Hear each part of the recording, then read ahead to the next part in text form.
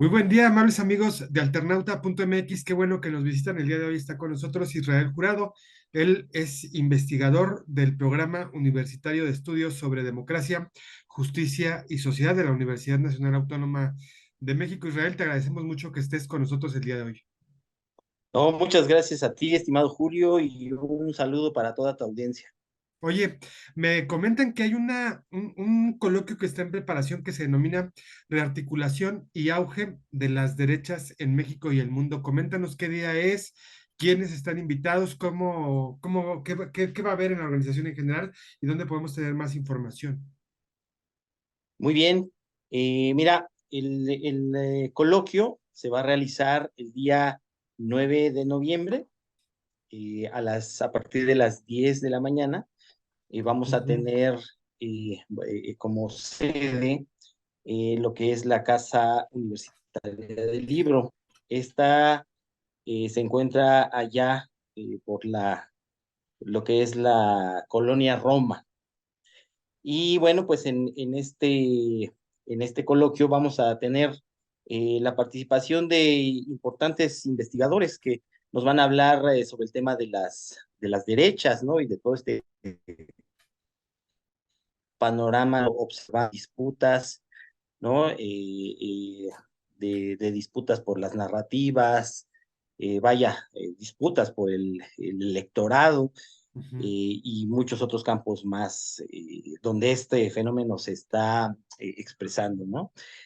Algunos de los investigadores que van a acompañarnos son, por ejemplo, del CIDE, la doctora Ruth Dávila, el doctor Fernando Vizcaíno, del Instituto de Investigaciones Sociales de la UNAM, el doctor Ruth Ferrero Turrión, de la UCM de España.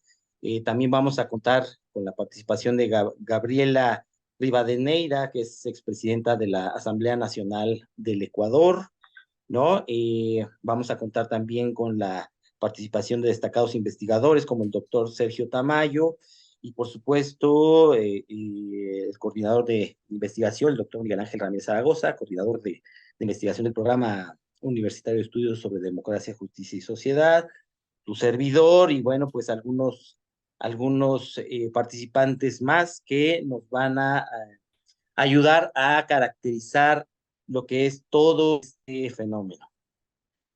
Oye, Israel, cuéntame, por qué es importante, digamos, hablar sobre la reconfiguración de la derecha en México? Vemos también, por un lado, que el presidente todos los días habla acerca de la derecha y, digamos, critica a la derecha, pero en realidad en México pareciera que hay como una especie de vergüenza por ser de derecha y no se ve una configuración, bueno, yo no la veo, no sé si tú tengas otros datos, como diría el propio presidente, acerca de una configuración de lo que sería una nueva derecha, un planteamiento que venga, surja y tenga como la atracción del electorado. Yo la verdad lo veo lejano, pero no sé. ¿Tú qué me puedes decir al respecto? Bueno, mira, en primer lugar, yo creo que habría que identificar que la derecha nunca abandonó el poder, ¿no? Si bien la llegada de este gobierno progresista significa un avance importante para pues las perspectivas políticas, ¿no? En cuanto a que los movimientos sociales o algunos de los reclamos más importantes de la ciudadanía puedan encontrar eco, pueden encontrar los canales a través de los cuales se atiendan dichas demandas, que es una de las características de los gobiernos progresistas, ¿no? O de los proyectos de izquierda. La derecha siempre mantuvo el poder económico y lo ha mantenido, siempre ha mantenido el poder mediático y por supuesto no ha desaparecido del poder político. Y por supuesto está presente en el poder religioso. El punto es que hoy que tienen más eco las demandas de los movimientos sociales, ha planteado un fuerte contraste, sobre todo gracias a la expansión de los medios de comunicación masiva, donde se puede evidenciar, por ejemplo, el pensamiento retrógrada de muchos de estos grupos conservadores de la derecha que están en contra de los derechos fundamentales, ¿no? Están en contra de las igualdades y protegen al sistema de desigualdades. Y esto ya empieza a generar, pues, nuevas formas de reflexión en dichos grupos sociales, ¿no? En el electorado, a partir de lo cual, como dije hace un momento, ellos evidencian esta mezquindad de proteger a ese sistema de desigualdades, a ese sistema de explotación, y esto los podríamos pensar que los hace sentirse incómodos en ser identificados precisamente con ese tipo de pensamiento, el pensamiento conservador, el pensamiento de las derechas. El punto también importante que hay que destacar de esto es que como una nueva estrategia de demagogia y sobre todo para captar la simpatía del electorado, muchos de estos grupos, ya lo han mencionado investigadores como Pablo Stefanoni, se han ido transformando en una especie de nueva derecha que ahora es rebelde, ¿no? Que ahora se posiciona frente al Estado en contra de un Estado que tenga la posibilidad de intervenir en distintos aspectos económicos en la sociedad, cuando hay que recalcar que ellos siempre se beneficiaron de su relación con el Estado, de haber convertido al propio Estado, por ejemplo, en México, en un Estado de derecha, conservador, que protegía los privilegios de los potentados y de las élites, y con la entrada del neoliberalismo y estos planteamientos de que el Estado no se meta en cuestiones económicas y todo eso, han construido una narrativa donde ellos se oponen a esta imagen de ese Estado represor que ellos mismos alimentaron y construyeron durante esas décadas. Me refiero a las décadas del neoliberalismo, inclusive las anteriores, ¿no? El punto es que es una cuestión de retórica, ¿no? Asimismo, en esta misma lógica, eh, estos grupos de derecha se han abierto a nuevos debates, ¿no? Algunos grupos se han abierto nuevos debates como lo referente a los derechos de las mujeres, el derecho al aborto, los matrimonios igualitarios, ¿no? Que siempre habían sido parte de las causas de las izquierdas y de los movimientos sociales. Ahora estos grupos pretenden hacer si se me permite la expresión, este robo de banderas, ¿no? Pero para descafeinarlos, ¿no? Y Para plantearlos, este es un fenómeno ¿sí? solo de México, el robo de banderas solo de México, o lo ves a nivel región. No, sí, es un fenómeno que efectivamente se lo podemos constatar a nivel región, ¿no? Por ejemplo, lo referente a los pobres, ¿no? A la justicia social. Con la llegada de Jair Bolsonaro, por ejemplo, en Brasil, tuvo mucho que ver con las iglesias pentecostales y el trabajo de base que estuvieron haciendo durante mucho tiempo, inclusive durante la presidencia de Lula da Silva, con precisamente las capas sociales más expoliadas, ¿no? Es Ujú. decir, voltearon a ver a los pobres, aunque el gobierno de Lula, por ejemplo, tenía importantes programas sociales que paliaron verdaderamente la pobreza, digo, son décadas de expoliación de estos grupos sociales que no se pueden resolver en un sexenio ni en dos, ¿no? Y esto les ha dado margen a estas derechas a nivel regional de voltear a ver a los pobres, de construir eh, como dijéramos, esperanza con los pobres en torno a un proyecto político como el que fue el de Jair Bolsonaro. Lo mismo podemos ver hoy con Javier Milei, ¿no? Y su grupo La Libertad Avanza, que hablan mucho de criticar a la casta, ¿no? Que son la élite política, pues si los grupos de derecha alimentaron esa casta, constituyeron esa casta de privilegios y hoy ellos están planteando una crítica a los privilegios que construyeron durante décadas. Entonces, efectivamente, es un modelo, inclusive me atrevería a llamarlo así, un modelo regional que traspasa las fronteras y que se vincula con otras tácticas que igual son parte de este modelo, como la estrategia de lawfare. Ok, pero sí, sí, sí, entonces tenemos diferentes derechas, muy diferentes derechas. En el caso de los dos ejemplos que tú mismo propusiste, fueron claros opositores a la posibilidad de abortar, por ejemplo. Sí, Eh, pero no todas. Es decir, ujú, hay que reconocer que hay una diversidad importante entre los grupos de derecha. ujú, Muchas veces esa misma diversidad interna no les permite eh, trabajar del todo juntos, ¿no? Porque hay grupos de ultraderecha, ¿no? Que son, valga la redundancia, ultraconservadores que están completamente opuestos a los ajá, derechos de las mujeres, al derecho al aborto, a los matrimonios igualitarios. Pero hay otros grupos de derecha, dijéramos, más inclinados hacia el centro, que tienen la apertura hacia estos temas. Por ejemplo, las derechas políticas.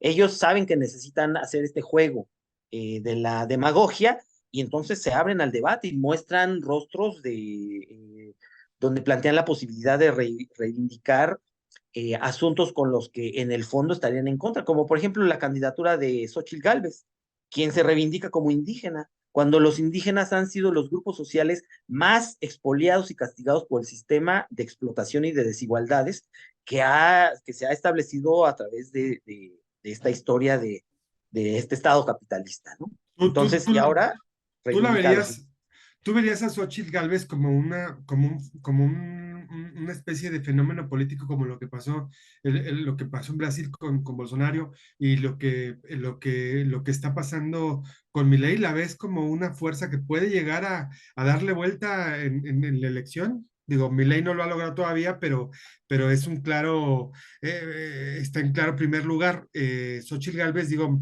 no sé, no creo que sus planteamientos estén al mismo nivel. ¿Tú lo ves así? ¿Crees que puede llegar a aprender con este discurso?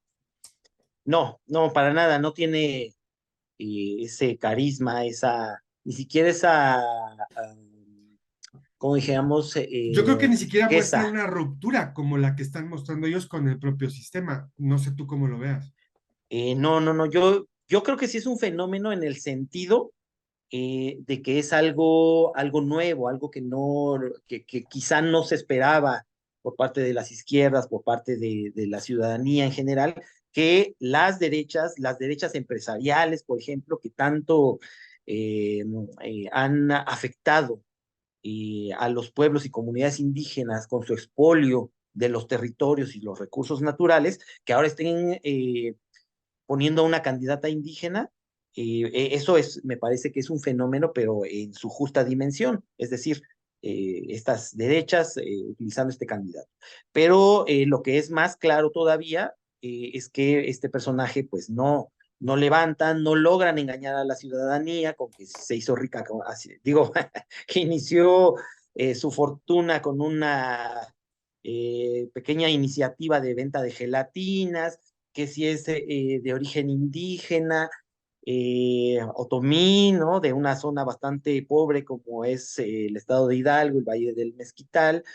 Entonces, esto es solamente parte de una retórica con la cual buscan ganar simpatías, ¿no?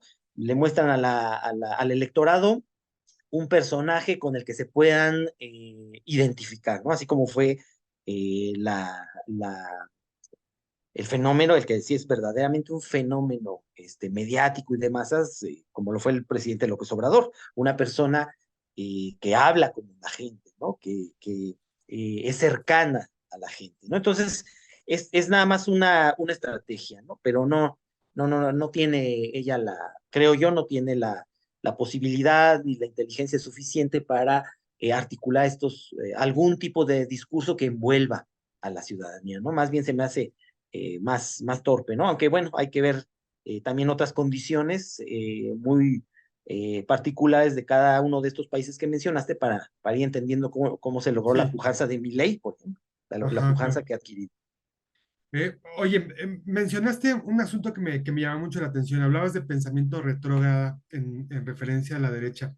¿Este pensamiento retrógrada necesariamente está presente en todos los tipos de derecha? Porque a mí me parece también un poco, digamos, habría que analizar por qué entonces estos nuevos productos que se están formando en estos lugares y están teniendo tanto eco, logran generar, digamos, tanta simpatía. El caso de Milei, pues digo, estamos viendo sus discursos bastante reaccionarios, bastante fuertes, cosa que no tiene Xóchitl Gálvez, cosa que no tiene ningún candidato en México todavía para poder alcanzar estos niveles. Pero tú ves que se pueda configurar, digamos, viendo que funcione la receta. ¿Tú crees que se pueda configurar, que ya se esté planeando por parte de la derecha de los grupos un perfil como estos llamados outsiders o como los quieran ver, que puedan dar una oferta, por ejemplo, de pleno combate, por ejemplo, a las causas feministas, ideologizantes, al tema del aborto, a estas circunstancias que están, digamos, ofreciendo políticamente y que han dado resultado? Hay que recordar que hay una parte del electorado que sí está encauzándose con estos modelos. ¿Tú ves un riesgo para México que llegara a formarse esto? Y antes recuerdo la primera parte de la pregunta, ¿toda la derecha necesariamente es pensamiento retrógrada? Sí, gracias. Miran, yo creo que no, porque en la diversidad de grupos debemos también reconocer pues una diversidad de formas de pensamiento, aunque la posibilidad de encapsularlos, si se me permite la expresión, como grupos de derecha, ¿no? O entender el concepto del espectro político de derecha, tiene que ver con cosas muy puntuales como la defensa del statu quo, un statu quo definido, caracterizado por las desigualdades sociales, por el sistema de explotación, ¿no? Por las jerarquías en la sociedad, el defender este tipo de construcción social es lo que unifica o que nos permite identificar a todos estos grupos como de derecha. Ajá, Ciertamente no todos tienen estas tendencias ultra, ¿no? Ultraderechistas. Es decir, hay grupos ultraconservadores que defienden a capa y espada los peores sistemas de desigualdad y explotación que podemos caracterizar como neocoloniales o de colonialismo interno, o sea, ya hablar de colonialismo en países que supuestamente conquistaron su independencia y han venido construyendo sistemas supuestamente democráticos, pues me parece es algo muy trascendental, ¿no? Entonces, si bien hay grupos así, hay otros grupos que pudiéramos decir más moderados, que tienen estas aperturas. Lo que habría que estudiar e identificar es si tienen esta apertura hacia temas polémicos, hacia tendencias que pudiéramos decir más de centro, tendríamos que aprender a reconocer si esto es solamente una mera estrategia demagógica o realmente hay esta apertura, ¿no? Esta reflexividad hacia las necesidades sentidas y reales de la sociedad, ¿no? Eso habría que caracterizarlo, para eso son estos coloquios a los que nosotros invitamos desde el programa universitario a la población en general para reflexionar estos aspectos y tener mejores elementos para evaluar los fenómenos políticos a los que estamos asistiendo. Ahora, el punto de los outsiders, yo creo que toda la estrategia que pretenden los grupos de derecha desplegar en nuestros territorios, en nuestras regiones, inclusive de manera global, porque pues ya hemos visto cómo en Italia, pues llega Giorgia Meloni, ¿no? Con el partido de ultraderecha Fratelli d'Italia, ¿no? O lo que ha ido logrando el partido Vox de España y cómo han exportado su idea de iberósfera, ¿no? O lo que ha sucedido recientemente, ¿no? En Guatemala, con este intento de asalto al Tribunal Supremo Electoral para afectar, validar o oponerse, pues, al triunfo de Bernardo Arévalo, son tan solo algunos de los ejemplos que nos muestran a lo que pueden llegar las distintas derechas, sobre todo si logran agruparse y si logran converger en las estrategias que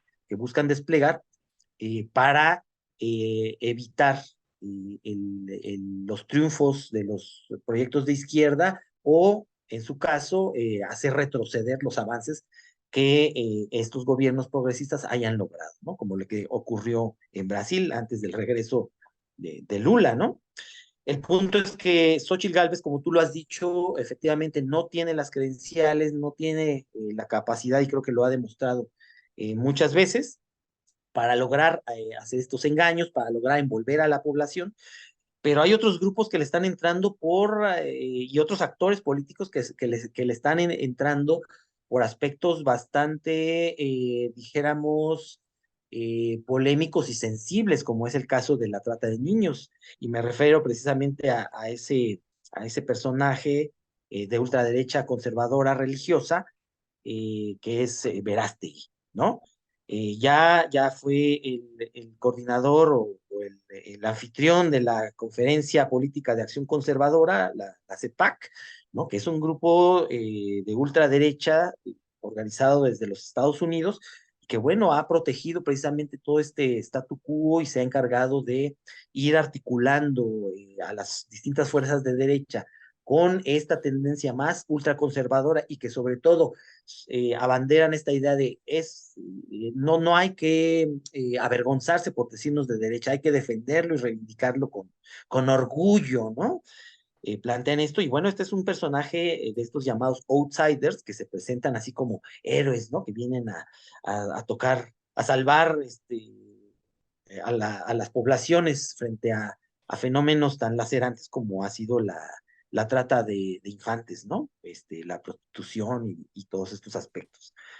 Entonces, ahí están, tampoco lo veo con poder, potencial y gran pujanza, por lo pronto no. Pero acuérdense que uno de los grandes aliados de estos grupos de derecha son los grandes consorcios mediáticos, y conocen el poder que tiene la televisión, las redes sociodigitales y sobre todo la construcción de infodemia, ¿no?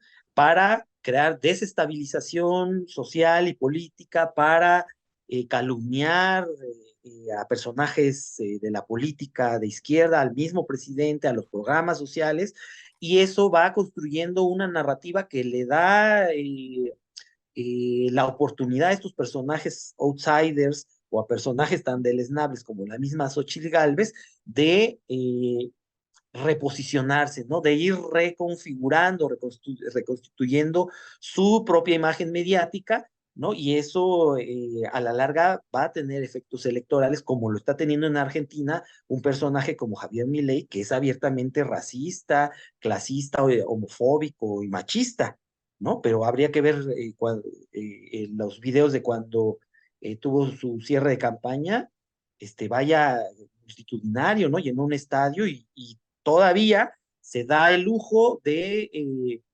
eh, aprovechar algunas estrategias que yo llamaría de neofascismo. Es decir, eh, pone ahí imágenes de la bomba atómica, él se presenta como un león, habla de aniquilar a sus enemigos, habla eh, de una historia, de recuperar una historia ficticia, ¿no? Donde Argentina fue una gran potencia y tiene que volverlo a hacer con este nuevo proyecto. Bueno, pues eso era parte de las estrategias que usaban Goebbels y Hitler, ¿no? Para convencer al electorado alemán, ¿no? Para hablarles de una trayectoria histórica que reivindicar. Y esos son elementos del fascismo. Entonces, yo creo que sí hay que tener cuidado. Todavía no tienen la fuerza en México, pero hay que tener mucho cuidado con su actuar. Ok, y bueno, si bien, como bien dices, no tienen la fuerza Eduardo Verástegui, con incluso su manifiesto discurso al uso de las armas que tanto ha aprendido en otros países, por ejemplo, con Donald Trump, que también es una persona, digamos, ideológicamente bastante allegada a él, incluso tiene fotografía, cercanía con él.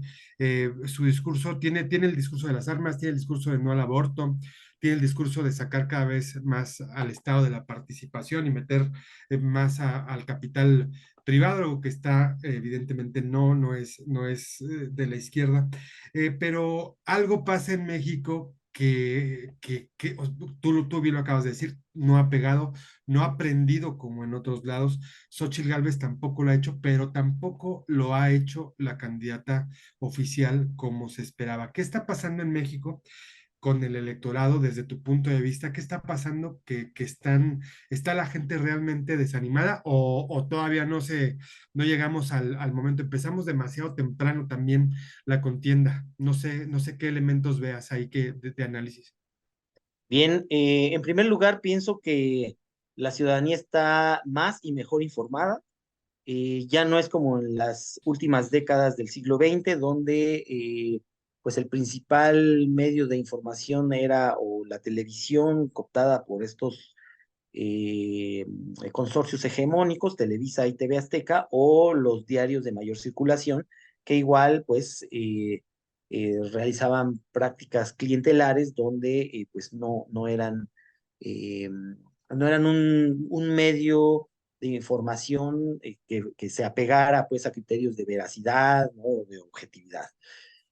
Hoy las redes sociodigitales principalmente creo que han abierto un espacio donde la ciudadanía puede tener mucha más oferta de información y por lo tanto construirse criterios más horizontales o más equilibrados. Por lo tanto, ya no es tan fácil manipular a la opinión pública a través de los medios de comunicación masiva. Sin embargo, se dan sus estrategias, los grupos de derecha, eso hay que siempre tenerlo en cuenta para lograr estas formas de manipulación. Ahora, eh, creo que también una de las razones por las que no ha pegado lo suficiente la idea de la continuidad de esto que se llama el proyecto de la Cuarta Transformación Ajá. es porque yo considero que tiene que ver mucho con este fenómeno del chapulineo, ¿no? Esta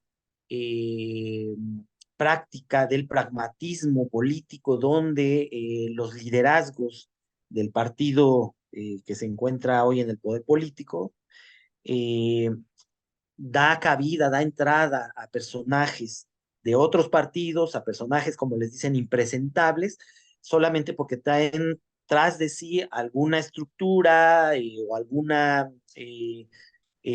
potencial político, ¿no? Que en teoría garantizaría el triunfo electoral de dicho personaje, pero en realidad eso representa pues retrocesos, ¿no? Porque son los mismos personajes que estaban con la derecha, que estaban protegiendo el sistema de explotación y de desigualdades, pero que ahora se pasaron al partido que está arrasando en las elecciones, ¿no?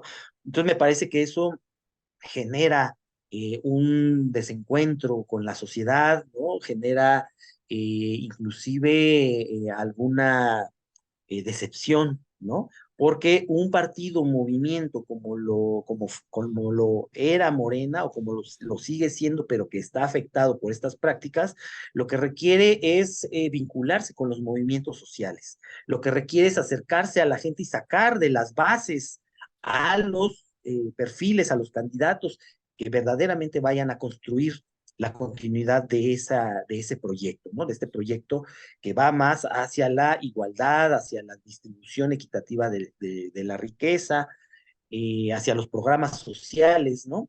Entonces, al ver eso, la ciudadanía yo creo que dice, pues ni me engañan los candidatos de derecha, pero me empieza a decepcionar el partido movimiento, ¿no? Ahora, aquí hay que aclarar que el verdadero partido movimiento, las bases de Morena, siguen Mm. con la misma línea crítica del sistema de explotación y criticando estas prácticas que son más de la cúpula política dominante del partido, ¿no? Entonces, ahí más bien lo que hay que hacer es pues organizarse y darle cauce a los procesos que nos permitan que no se estén dando este tipo de prácticas, ¿no? El chapulineo, el pragmatismo, el pragmatismo político, ¿no?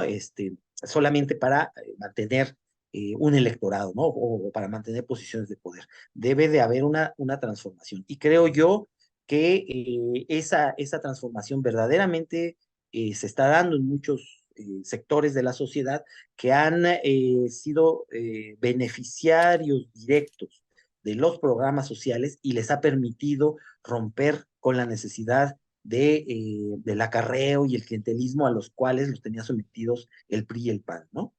Entonces, esos elementos, creo yo, permiten una toma de conciencia colectiva que ciertas fuerzas políticas están tratando de inhibir, de contener, ¿no? Pero se están dando los cauces para esa toma de conciencia y por lo tanto, esta imposibilidad de decantarse claramente hacia uno u otro proyecto porque hay pues eh,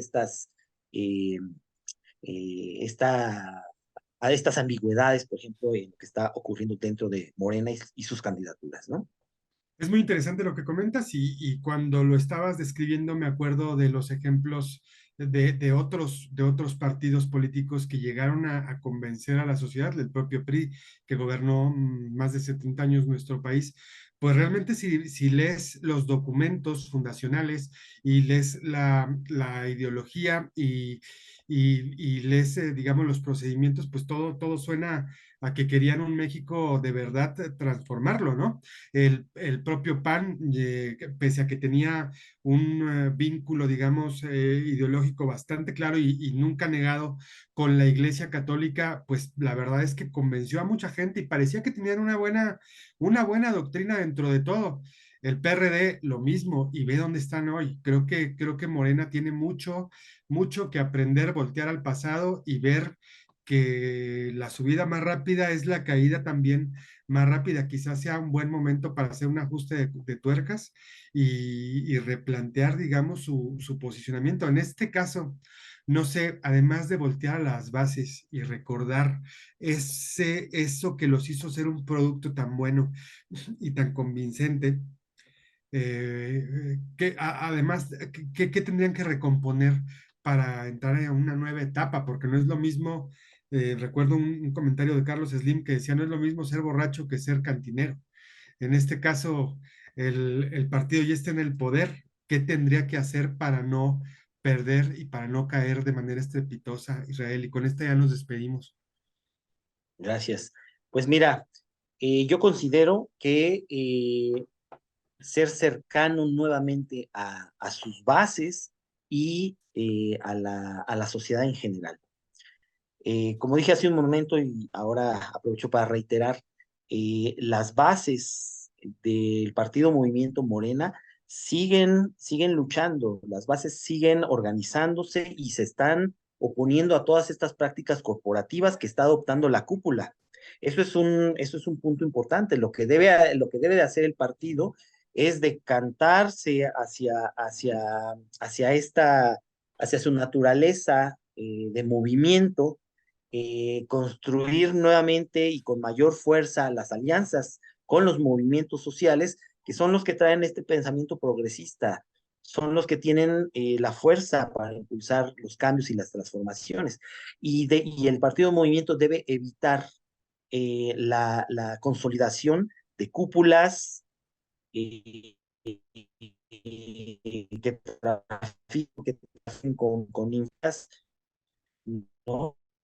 Que estén dispuestas a dar personaje con tal de mantener esas cosas. Es decir, que corporice el partido, ¿no? Entonces, esto es algo, dicen que nadie experimenta en cabeza ajena, pero el punto es que ya demasiadas veces lo hemos visto con el PRI y con el PRD, como tú le mencionabas, el PRI viene de todo un proceso revolucionario, antes era Ujú. Partido Nacional Revolucionario, y que surge o abreva de la elaboración de esa gran constitución de 1917, que era una constitución social, una constitución, ¿cómo decirlo?, que reivindicaba pues toda una serie de aspectos socioculturales, ¿no? Sobre todo la justicia social, ¿no? Fue la primera de su tipo en el mundo y por lo tanto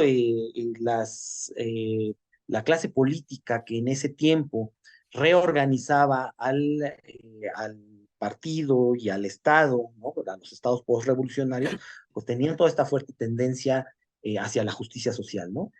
Cuyo clímax es la presidencia de Lázaro Cárdenas, donde por cierto se da el mayor reparto agrario, ¿no? Y bueno, pues hay varios avances importantes, aunque también hay que matizar otros aspectos que son bastante polémicos, que ellos mismos realizaron, ¿no? El punto es que hay un quiebre y se pierde todo después de la presidencia de Lázaro Cárdenas y con el fin de la Segunda Guerra Mundial, para que Estados Unidos recupere o afiance su hegemonía en la región, va a impulsar una serie de estrategias que van a obligar a México y a otros países que también se habían decantado hacia la justicia social y hacia sistemas políticos más igualitarios, los va a frenar con golpes de Estado, ¿no? Lo que pasa con Arbenz en Guatemala, lo que va a pasar en toda América Latina con las dictaduras, los golpes de Estado y finalmente con lo que ocurre en Chile, ¿no? Con la dictadura de Pinochet,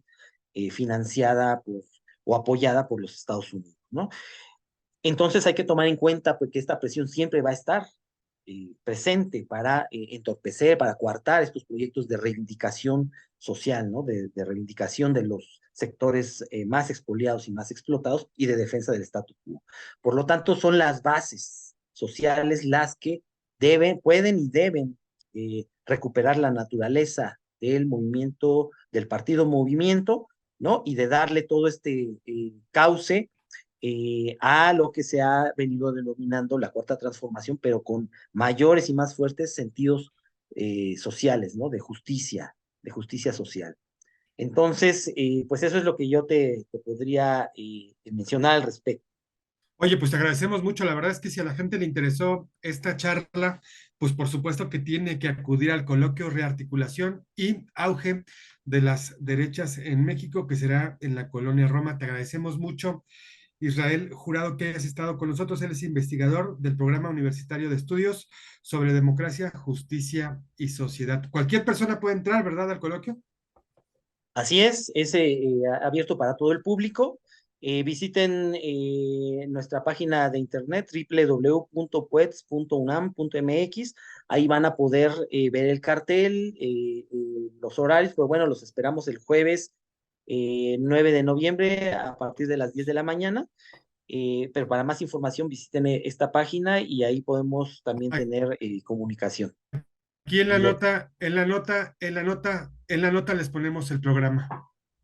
En Muchísimas la nota les ponemos gracias el programa. Te agradecemos mucho. a ustedes, un abrazo a tu Hasta equipo. luego.